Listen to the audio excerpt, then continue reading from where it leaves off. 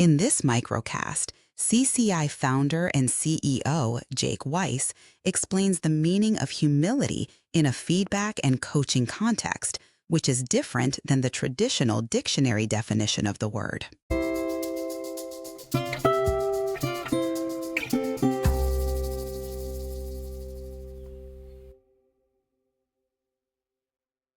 Humility is always one of the big topics of discussion whenever individuals take the assessment.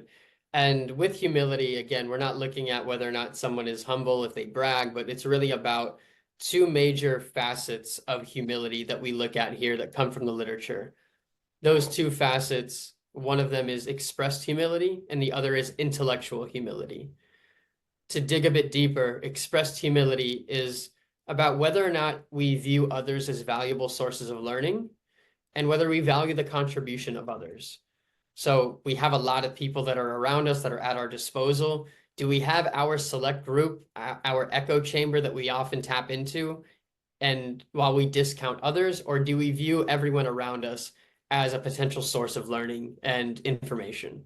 So expressed humility is about opening up to different sources and being willing to hear insights from those that we may interact with on a day-to-day, but may not be in our close, trusted circle of confidants.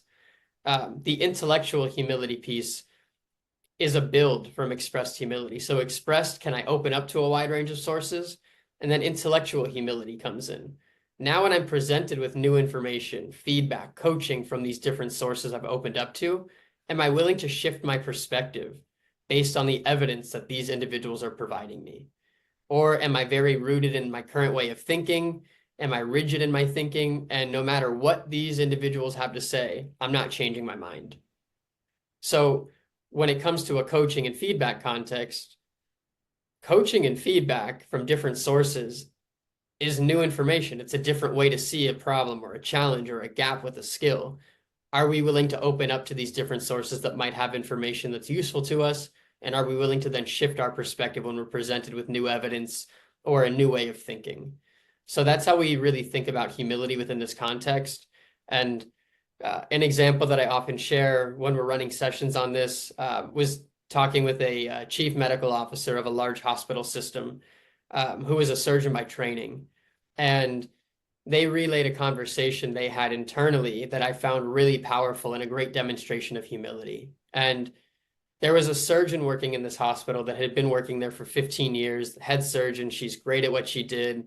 And the hospital recently brought on a new surgeon who was working with the more tenured individual. And the new surgeon was suggesting new ideas, different approaches to things that this surgeon, the tenured surgeon, had been doing for a long time.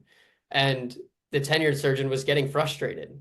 These are new ideas. I've been doing something a certain way. It's been working. Why are you giving me this information? We're good. Now, what the chief medical officer asked that tenured surgeon when they had a conversation was, are you frustrated with the suggestion or the suggester? And I think it was a really tangible and really interesting way to see how humility shows up. Are we discerning the source or are we discerning the message from the source? And that's really where humility comes in.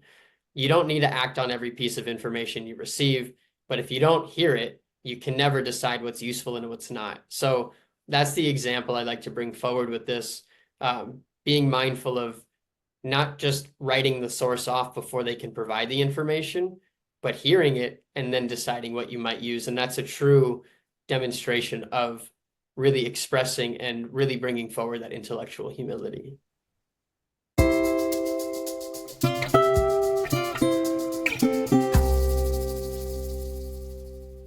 Thank you for listening to this CCI microcast. To learn more, visit coachabilityconsultants.com.